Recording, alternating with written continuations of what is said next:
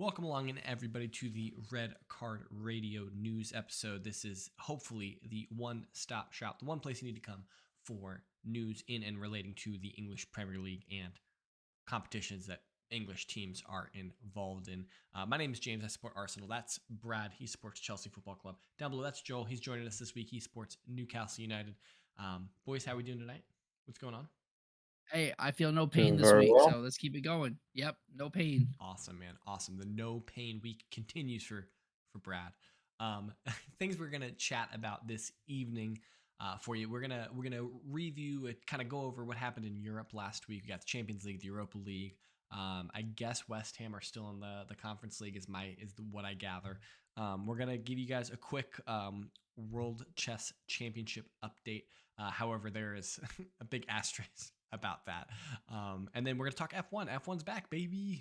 We got a race. Yeah. We got Baku this weekend coming up, and then a couple of Premier League matches for you that are coming today when you guys are listening to this. If you're listening to it on time on Thursday, that we're going to go over for you. So first things first, we got a comment from Will. Will wants to tell Sean something. So Sean, when you hear this, because you listened to the podcast, this at least was your claim last week. But to tell Sean's granddaddy that frog is jumping. About the glass frog jump. Yeah, guess that would have been more funny if Sean was here, but we wanted to work that in somehow. Anyway, taking a look at our main points for this week. We got the Champions League. So as had already been played, the Chelsea Madrid tie and the Napoli Milan tie had already been tied up by the time we talked last week.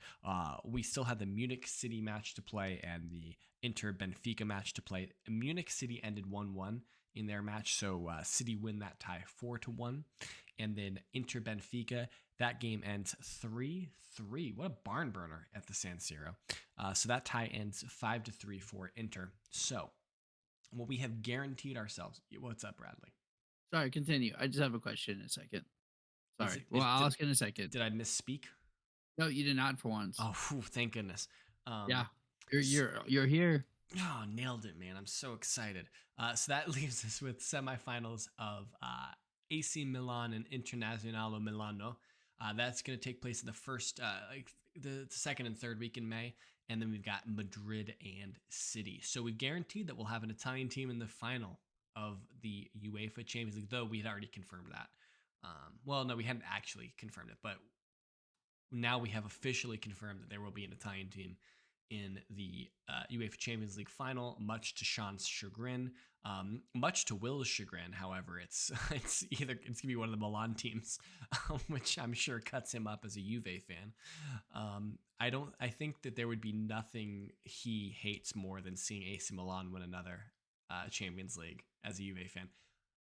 But that's who I picked to win the Champions League. So sorry, bro. Suck it up. Olivier Giroud is bringing it home.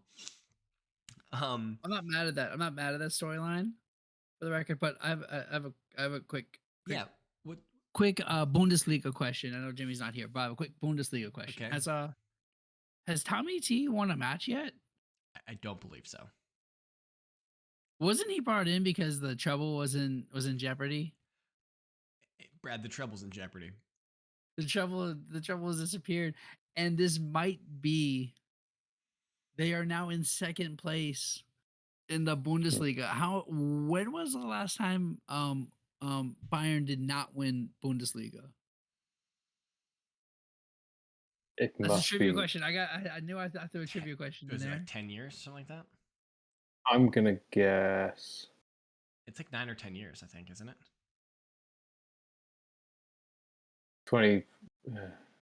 2015. I honestly, I have no idea. It's a long time ago, though. I think the last time they didn't win it was either 11-12 or 12-13. It's got to be 11-12 because I just looked at. Really, that long ago? I think they've won it for like 12-13. I think they've won it for 10 straight seasons. Yeah, 2011, 2012, and who won it? Dortmund. Their manager then. I don't know. Klopp. I'm asking. Was it Klopp? It was Klopp. I'm fairly certain that Klopp won it with Dortmund. Yeah. Yeah, he did. 100%. Yeah, he did. Yeah. So, which is hilarious. So Nagelsmann is essentially furloughed from Munich. He's still an employee. I guess he's still getting his payment. He's still getting paid from from Munich. Do you think he just like randomly shows up to like not necessarily the training ground, but shows up to like the executive suite? He's like, oh, I need to talk to HR or something. Like, just shows up one day, like, and just like makes his presence obviously well known. I mean, Yeah. do is it? Can both these things be true? Can it be true that it was the correct decision to sack Nagelsmann and go to Tuchel, and be acceptable that they lose all the competitions that they were in? Yes, except for Bundesliga. So if I they don't think don't, it's acceptable if they don't for. win the Bundesliga, that's a bridge too far I for mean, you. I think that's a bridge too far for Bayern. I think getting Tuchel in, I think, was important to them. Huh? it was just weird. Like they weren't exactly in crisis before. No. Like they were in all three competitions. They say it was in a threat, but was it? Like they were comfortably in all three. I mean, you were in two cup competitions, and one of the cup competitions you were playing against Manchester City, which is maybe the best team in the world. Right. So like, there's zero shame to losing to City in a quarterfinal of the Champions League. Now losing to Freiburg, was it what Freiburg and Yeah. Polka? Like that's probably that's a That's bad look. That's a yikes. Yeah. That's a yikes Yeah. moment. But it's a cup competition, right? So like anything can happen in a cup. And look, Tuchel's used to working without a striker. What's your point? Bayern don't have a dedicated striker, so like, I mean, maybe bringing him in for the end of the season, maybe that's why they brought him in. Okay. I don't think I don't so. know. I don't know. Like it seems. I mean, like if you were to compare Nagelsmann versus Tommy Tuchel, like of course you would probably pick Tommy Tuchel, right? Like I don't think there's one of us that Why? would say differently. No, I probably wouldn't pick Tom Why? Tuchel. As a manager, not as a manager for a season, as a cup manager, I definitely would. I don't know, but Based on the last couple of weeks, no. we're not looking at this in a vacuum. Like we're not looking at these players and these coaches in a vacuum to manage one game or Right, one but do you season. think? We're talking about like building a team for the future. Like Oh yeah, well yeah, yes, I think they Thomas got a Tuchel decision, but Thomas Tuchel won the Champions League with Chelsea in kind of a miraculous fashion. Like he so won 6 trophies in 2.5 years. okay, sure, sure. He did do that. That is true. Um, but some of those trophies were gimme trophies, like the Oh, okay, UEFA cool. Super League, the FIFA Yeah, World Cup, things like that. sure. Okay, so he won 4 trophies in 2.5 years. No, no, no. I'm not saying that they don't count. I'm not saying they don't count. I'm with you.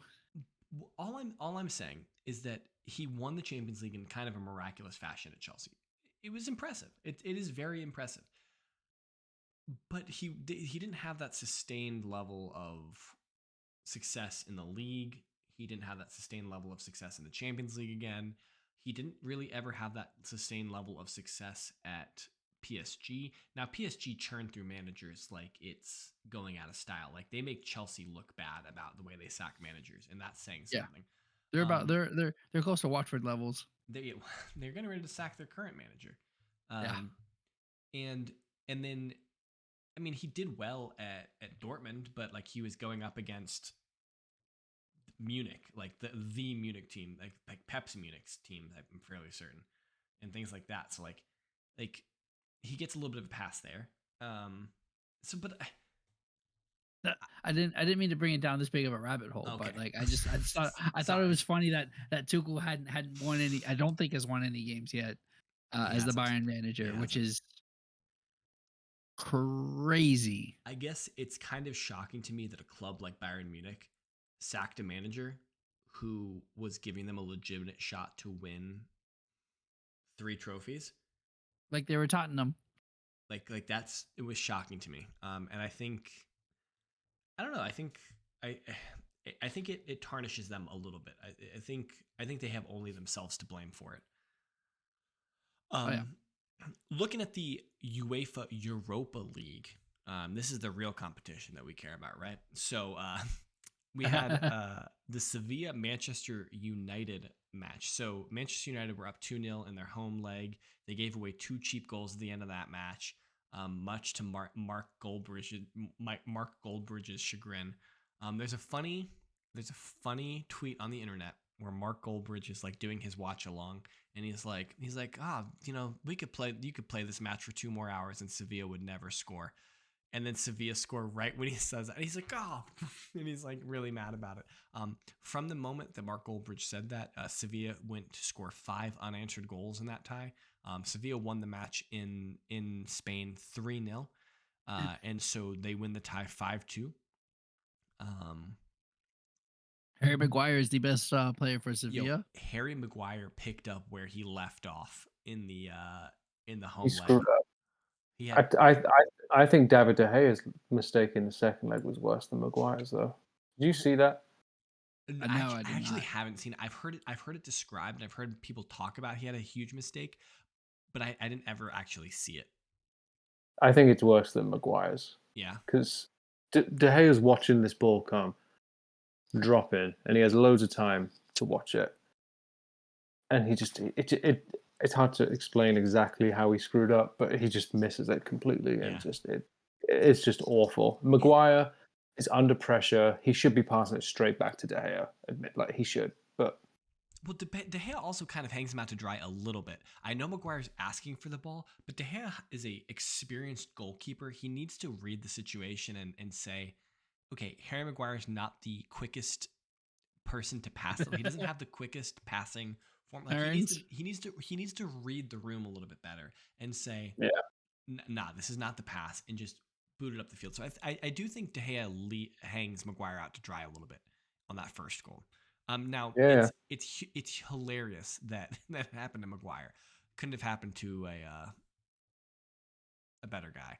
Actually, I'm sure Maguire's a very, very nice person in real life. But it's just easy to make fun of him. Yes. But yeah, it's kind of a humorous result in that time. I mean, but to be fair, Sevilla they're not to be trifled with in the Europa League. Like the Europa I think competition. They've won it the most times, haven't they? Yeah, I'm fairly certain that they're like the Real Madrid of the Europa League. Shout out to Tamzid for calling Manchester getting smacked by the managerless Sevilla. Yeah. But Roma's winning the Europa League. Hold on, we'll get there. So we have Sporting Juventus. That game ended 1-1 in Lisbon. So that means Juve advanced 2-1 in the Roma Feyenoord game. The Feyenoord was primed to go through. I think they were. I don't know if it was 0-0. I forget what the exact score situation was. No, they must have been winning 1-0 or something like that. Anyway, they were on aggregate up. They were on aggregate up. Yeah. 1-2. Yeah, it was 2-1. Yeah, and so then Paulo Dybala scores a goal in the 88th minute to secure extra time for Roma, and then Roma scores 3 more goals or 2 more goals in extra time, whatever it was, to win the game 4-1, and then Roma win the tie 4-2 on aggregate. Hey, that's Jose, man. So that leaves us with the semifinals of Juventus, Sevilla, and Roma Leverkusen. So Bayer Leverkusen, they win their tie. I forget who they were playing. But hold on, I got you. I'm here. I had it pulled up earlier, and I just decided not to copy. Union Saint Gilles. Yeah, that's Joe, why. Where does Union Royal Union Saint Gilles play? How do you spell Gilles? Gilloise. Sounds French. Swiss. Actually, is it Swiss? Okay, they speak French. I'm pretty sure. That's my guess.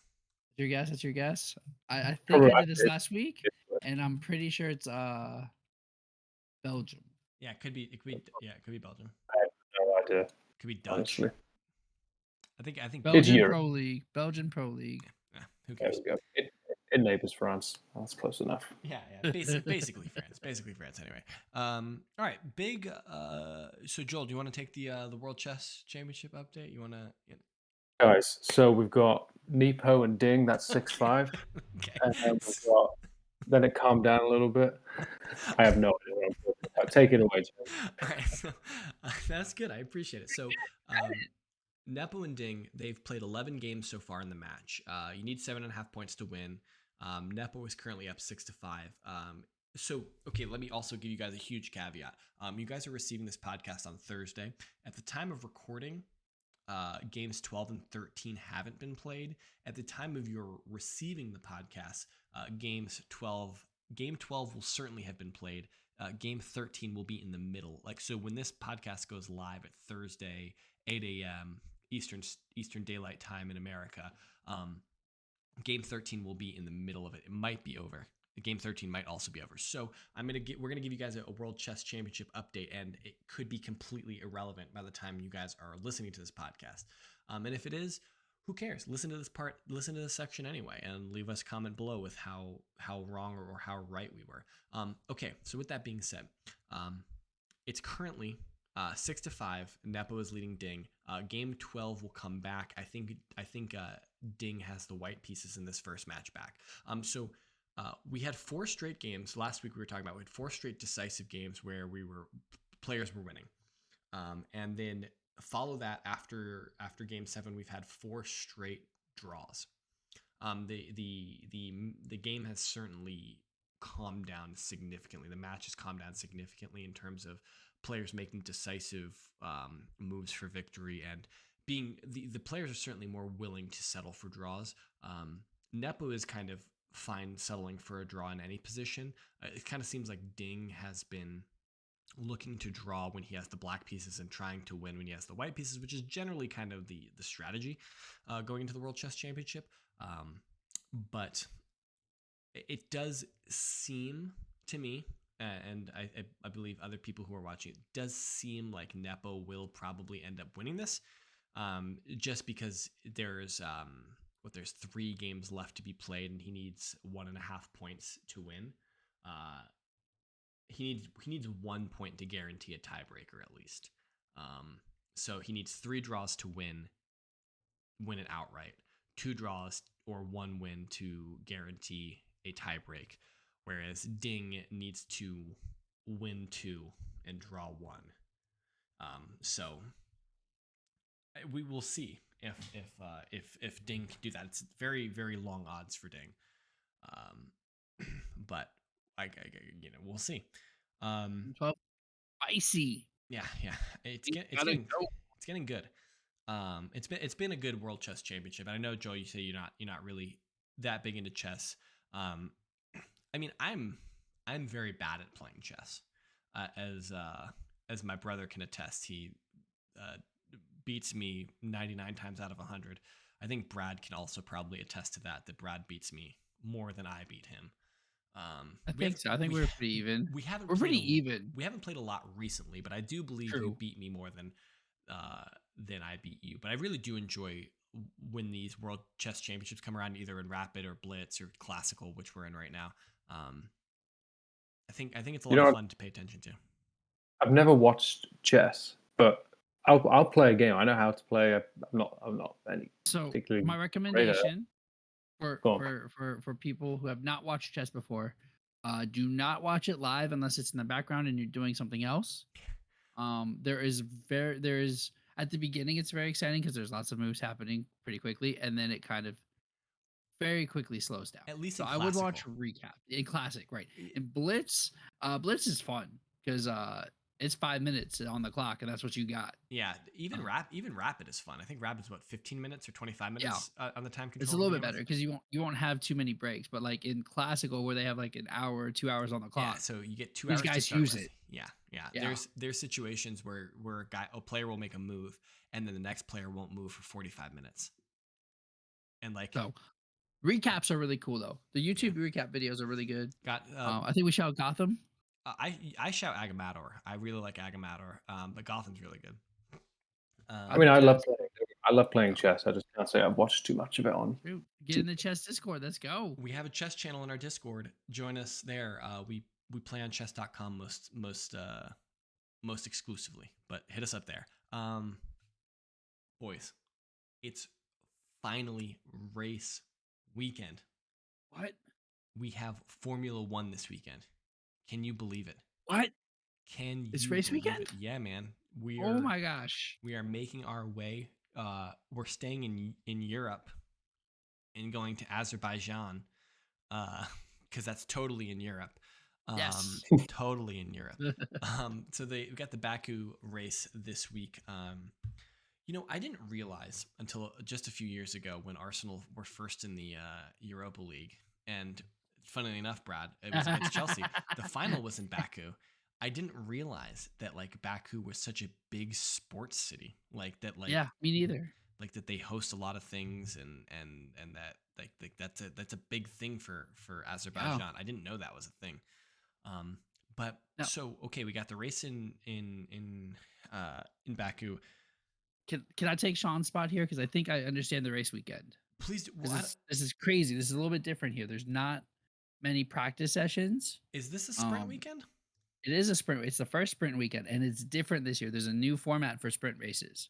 Sprint races are their own thing. Saturday will be its own competition, own thing within race weekend. So, starting on Friday, you'll have practice, practice one. Right? Okay. I'm just gonna say practice because there's only one practice, and then you'll have qualifying for the Grand Prix on Sunday. Okay. You're qualifying with one practice. On Saturday morning, they have a sprint shootout, which is qualifying for the sprint, but they're testing out the format that they want to switch to next year for qualifying. In that Q1 will be on medium tires, and it's only like 12 minutes. Q2 is on medium tires for 10 minutes, and then Q3 is on soft tires, but you only have 8 minutes to get a clocked lap in.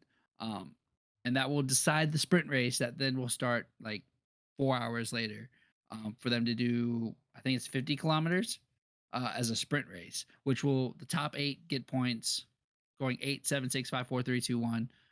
Has no effect on the race. Like whoever wins the sprint could then doesn't automatically get pole position for the race. So, and you do not have to stop, you do not have to change tires, you just go. There is no mandatory stops, there's no mandatory tire switches. So it should be a pretty fun race, pretty fun 30 minutes, but I don't foresee a lot of action because you wreck this car, that's a lot of money because you got to race the next day too. So it's going to be very, very interesting. Like if you're a top 5 team, right? Like clearly the sprint matters because you can grab those points up. But if you're not a top 5 team, like why are you pushing for the sprint? Because like it's not like you finish 10th and then you start 10th in the race. Like I mean, I think they're competitors, right? They want to win. true, I mean, but are you gonna go like all out if you don't think you can get to 8th? Are you gonna go all out? yeah, I get the problem really is that if you're like you're talking like if you're a Williams, if you're one of the Williams Right. drivers, or like McLaren. I see what Sean's you not did even there. here for the zings. I see what you did We there. going in. Yeah, like so We got like you look at that and you're like, is it really worth it? I see what you're saying.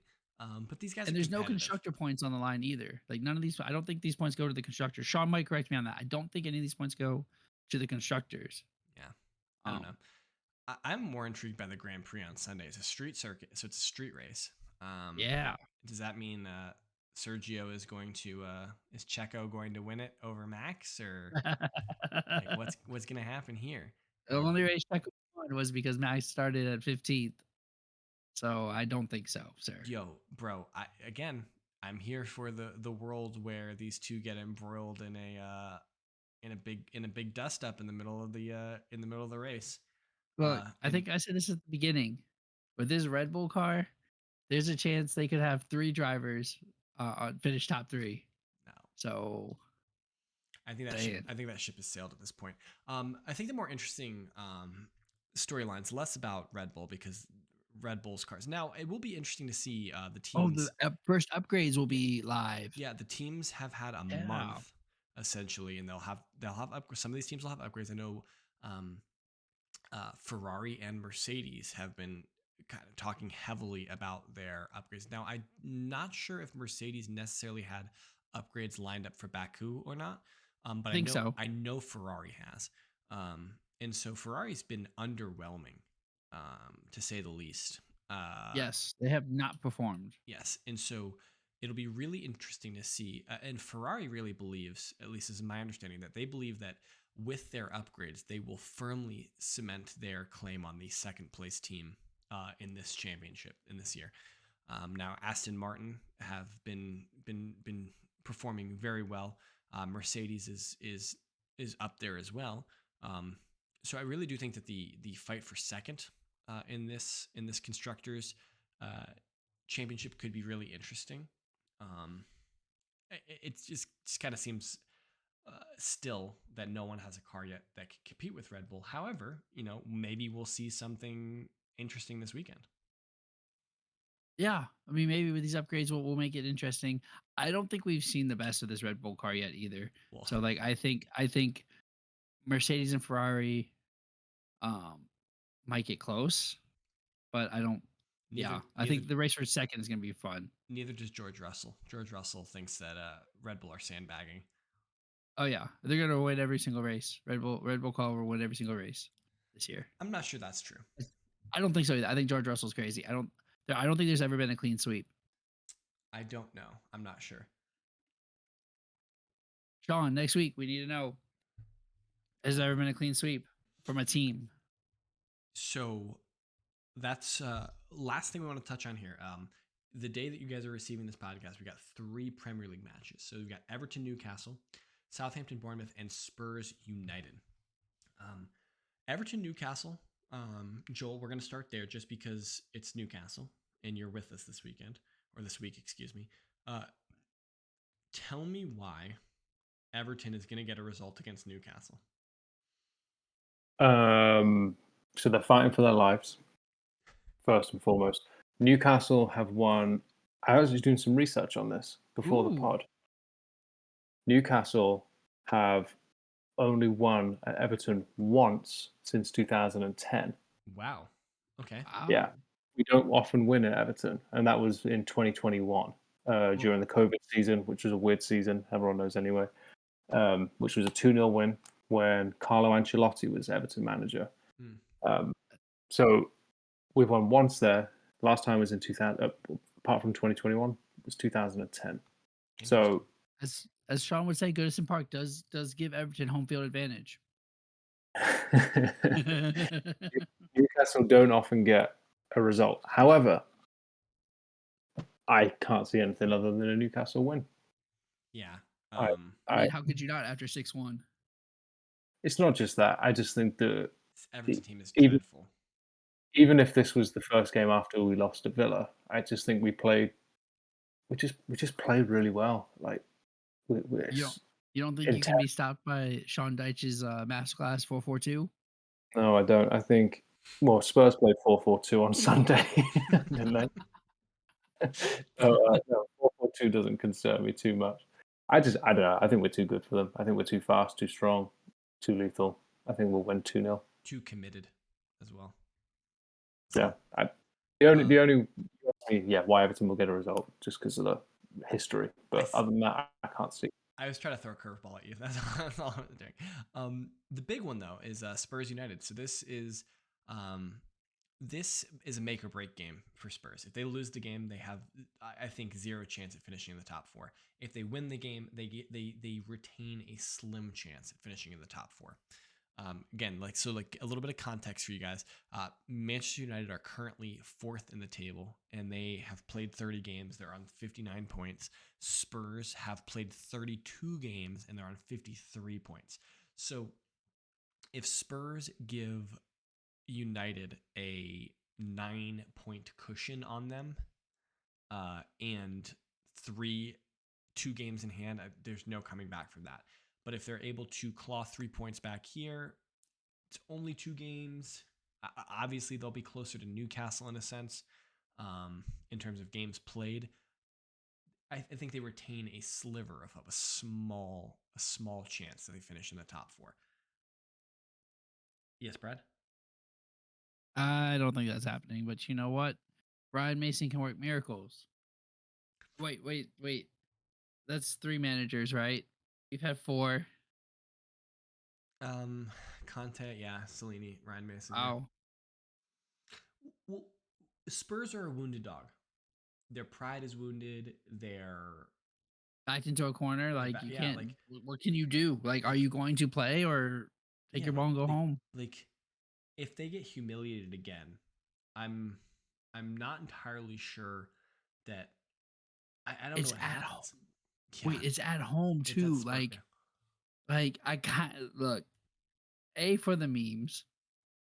B for the like. You know what? I'm gonna change my mind here because I almost like I don't want to see the revolts against Levy. I want Levy to stay. So uh Tottenham get the win. They show their fans what they can do. I think they smash United at this Smash game. United. Smash Whoa. United. They come back with a vengeance. Daniel Levy gets into this team's head and pushes them forward. Does does anyone listen to the chairman if he comes down and is like trying to give you a rah rah? Like nobody's listening to that guy. It'd be like if your owner came into the changing room after the game or something like that and was telling you all like you wouldn't care what this guy has to say. Just sign my check and get out of here. We no. Yes, Daniel Levy has a huge impact on Spurs and how good they will play this week. I will say I actually think Spurs can get a win. I was just looking. Man United's 1, 2, 3. This will be the fourth game in a row away from home. Are you They counting, had Some are you injuries counting too. Wembley game? Forest away, Sevilla away, Brighton in the FA Cup, and now Spurs away. And their last home game was in Europe against Sevilla. Yeah, I mean, Man United, they're tired. and They're tired. they have an injury crisis in the back. Like Hmm. their back four. I think Varane is injured. Martinez is out for the season. I think he's out for the season. Broken I metatarsal. think they both are. That's got to be done. Like they have an injury crisis in the back. So like I am not looking at this situation as like Bruno's probably out. I think that United are available to be taken here. And I think the fact that Spurs are playing for their pride right now, because it's acceptable to lose. It's acceptable to lose to Newcastle. It's not acceptable to lose to Newcastle the way they lost to Newcastle. I don't know if there's any circumstance where it's acceptable to lose to Manchester United in this specific match under in the context, the grander context of what's going on in Spurs season right now. They're at home. They don't. I mean, like they've got some injuries, but not to the level of United. United are vulnerable. Harry Kane is playing for pride. Son is playing for pride. Hugo Lloris is playing for pride. Like, Is injured. He's okay, out. timeout. He came out injured in the Newcastle game, but was he actually injured? I mean, he's not playing tomorrow. Is he not? Is that official? Well, he's in his post-match interview. He said it's not looking. It's my hip. It's not looking good. Okay. So Okay. I think it's fair to say he's not Okay. playing tomorrow. Maybe he did get hurt. Okay, then maybe it's legit. I mean, it could be just like an old man injury, right? Like he's getting up there. So I don't know. I really do think that Spurs playing for pride, playing. I mean, there's talks that like the Spurs fans are trying to schedule a boycott of the game, like that they don't want to show up. Like Wow. this could And that would be the worst thing they could possibly do. I don't think like things like you always hear like we talked the United fans talked about boycotting the City game earlier this year and And they didn't. not a single one of them did it. Yeah. Like so I don't actually think the Spurs fans who actually have tickets to this match are going to sit it out. I don't think that they're going to go down to the stadium and protest outside the stadium. I don't think that's going to happen. But what a statement if they did. Like, I'm here. You kind of have for to, right? this. Like you need to if you're serious about it, like you need to stage walkouts, you need to stage protests. Like that those go a long way to get managers Imagine if they out. just walked out in the 20th minute. That would be funny. Like, Um, I'm here for that. Of but the problem is if they're winning 2-0 in the 20th minute, they're not walking out. course not. Of course not. So I kind of agree with you, Joel. I think Spurs will actually win this game. I really do. I think the mounting injury crisis for United and just the cadence with which they've been playing games, I think is going to catch up to them. I mean, I mean, who I would say who plays worse, but Dyer's been doing okay. I I'll mean, just say who plays worse, Dyer or Maguire. I think I mean, we're all picking Maguire. Dyer shocker on Sunday. I mean, all Spurs did, but Dyer, Oh yeah. he was okay. at fault for. Here's a question: you have to take one of them on your team to play significant minutes, to play a lot for your team, to be the number 2 God. center back in the center Oh back pairing. God. Are you taking Oh Harry no. Maguire or Eric Dyer? Am I? I'm taking my ball and going home. No, you got to pick one. You got to pick one of them, Brad. For Gosh. Newcastle? Yeah, Is that going to be for Newcastle. not for England? Okay. For Newcastle, I'll take Eric Dyer. Brad. For England, I'm taking Harry Maguire. I think Maguire. So when I think I about think with like a Thiago back there with Maguire, I think that helps. when I think about Arsenal, I think I take Eric Dyer because he is slightly less prone to mistakes and I think might be a better passer. And I think Arteta could use that more effectively than I think Harry Maguire is a better player, but I think he's just far too error prone. Wow. Because coming from the man that when we were on this podcast was mad that Arsenal did not sign Harry Maguire. I have some unbelievable takes, Brad. Some of them are unbelievably good, and some of them are unbelievably bad. But I have some unbelievable takes. Okay. I've been told we have some trivia. I'm excited for this. I've been told. Oh, we're doing trivia. I don't have trivia. I can reveal we have some trivia. Let's Ooh. go. So, I'm ready. Oh. I feel like I'm gonna lose this, but let's try. what we've got for you, no need for pen and paper for you guys. It's basically first to shout out the correct answer wins. If you shout it out and get it wrong, other person gets a free shot. If you get it wrong again, then it's back to both of you. So what we got is I'm going to tell you some teams. It's a career path question. You tell me the player. Oh, These, okay. yeah, none of these players. I'm not going to give you too many hints. It's career path. You know every single player I'm about to tell you. Like, Okay. but it's career path one. Please. I'll start easy, and they'll get a little harder. There's going to be 7, so possibility for there has to be a winner. So, all right, are we ready? I'm ready. Yes. Okay. Again, remember first to shout it out. If you get it wrong, the next person gets a free pass. Okay. Monaco, Juventus, Thierry Henry. Arsenal. Yeah, that's it. Arsenal, Barcelona, New York Red Bulls. 1-0 James. Second player. West Ham, Chelsea, New York Frank City Lampard. FC. 1-1. That's right. All right. Southampton, Blackburn, Newcastle United. Alan Shearer. Got it? Yeah. Wow. Yeah. 2-1 James. I wasn't sure if you're gonna go so obvious. Okay. Yeah. All right. Next one. Manchester United, Real Madrid, LA Galaxy, PSG. Beckham. David Beckham. Oh, so we're missing some AC Milan loans in there somewhere. That was a loan. Yeah, these are permanent. Fair enough. Fair enough. All right, so it's 2-2. Oh, this is good. All right. Next one. These are getting a little harder now. Okay. Arsenal, Chelsea, Roma, LA Galaxy, Derby County. Ashley Cole. Ashley Cole. Oh wow. You Strong got one it. there. Yeah. You got it. All right. Where are we? Okay, this one. Okay. 3-2 James. Can AC Milan. Sorry, let me start again. Can AC Milan, Arsenal, Juventus, Inter Milan, Manchester City. Patrick Vieira. Patrick Vieira, yeah, you got it. 4-2 James. Brad playing for pride. Yeah. Last one I've got for you. Okay. Liverpool to Real Madrid to Newcastle United to Manchester United to Stoke City. Say that again.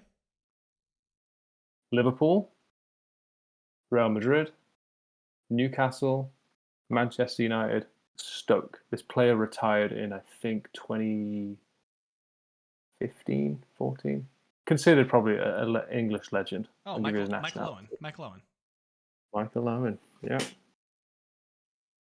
That's about how I Five. expected it to go. 5-2. There were some other players on here, but I looked at their career path and I was like, "There's no, I would never get these. There's no way."